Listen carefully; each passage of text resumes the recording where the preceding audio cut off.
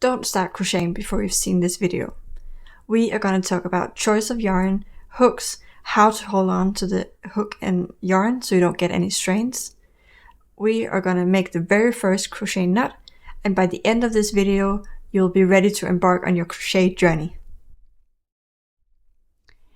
If we start by looking at the different types of yarn, there are a lot of different yarn types out there, and here I'm showing just a small selection of different yarn types just to give you an idea. Choosing the right yarn really depends on what project you want to make, but common for all patterns is that they will tell you what yarn you should choose or what yarn the pattern is made for, and therefore it will give you a guideline. I have always crocheted a lot with cotton yarn, so this type of yarn here, and I have done that for several reasons. First of all, I think it's a very easy yarn type to work with. The threads are really fine, but they are not that easy to unravel and is very easy to actually work in. It is one of the cheaper yarns, and when I started crocheting, I didn't have that much money. I was not that old, and I have been crocheting a lot during my studies, so this is a really good way of making something really beautiful with a smaller budget. Another lovely thing is that it comes in a lot of different colors, so you can basically choose whatever color you want and still make something really beautiful out of it.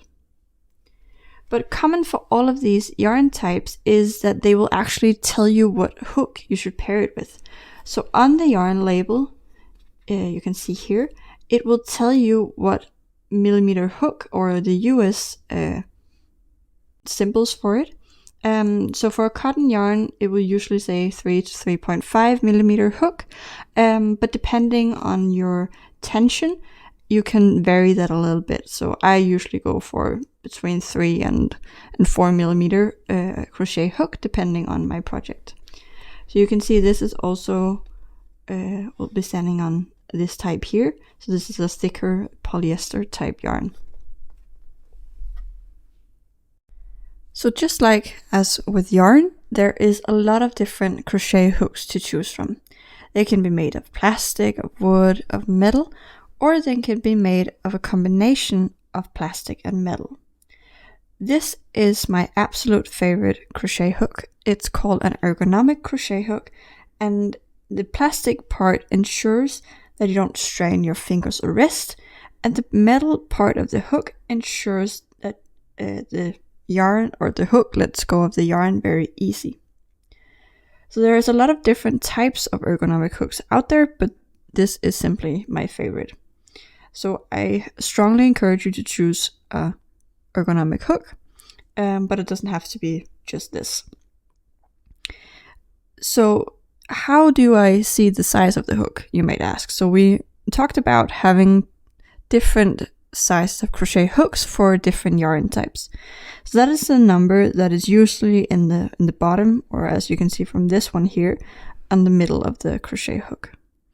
So in Europe and most of the place I know in the US they do it a little bit different, but in Europe you can see that it's given in millimeters, so that's simply the end of the hook.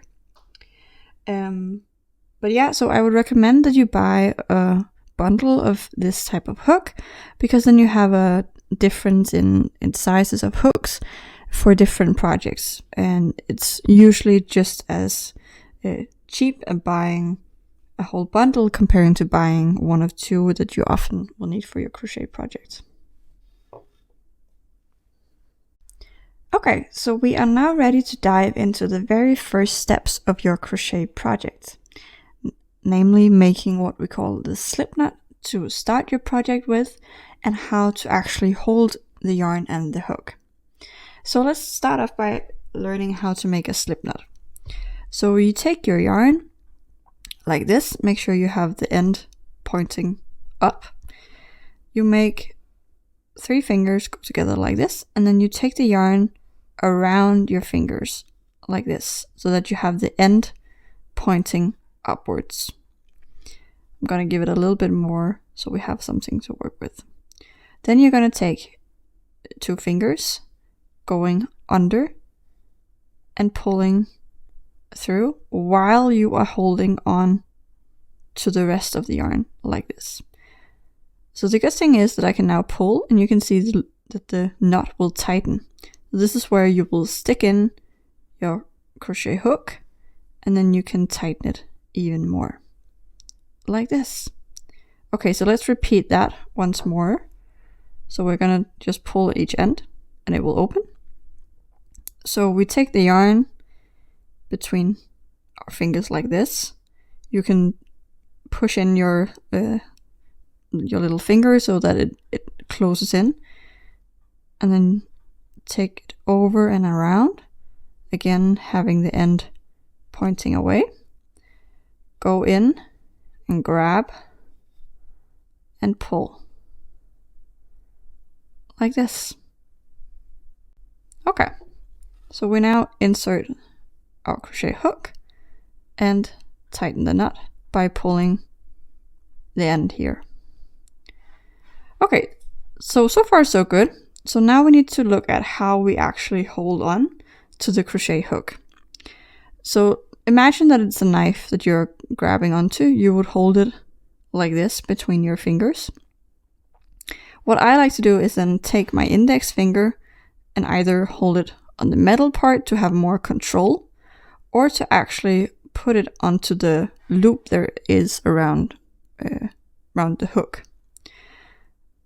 So that's one thing, one type of way you can do it.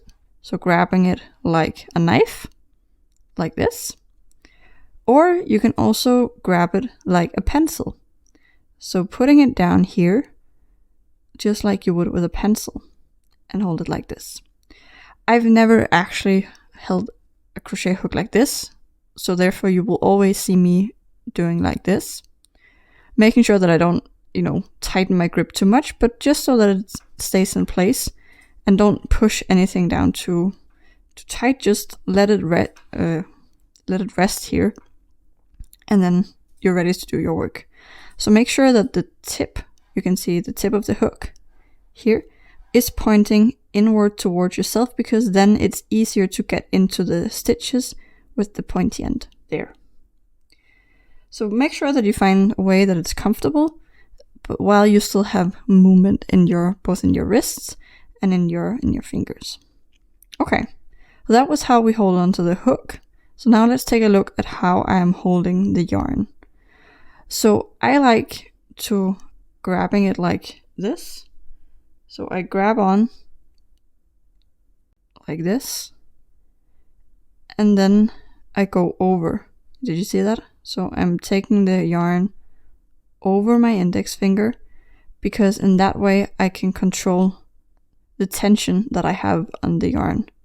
So basically doing it like this. So you have it over these two fingers, and then under your index finger and around your index finger, because in that way I can control the tension of my yarn like this. Amazing job, guys. You made your very first crochet knot. The next step is learning how to make a chain stitch. So if you follow the link right here, I'm gonna guide you through every step of the way. I hope you liked the video. Please leave a like and remember to subscribe. It will mean the world to me. See you next time. Bye!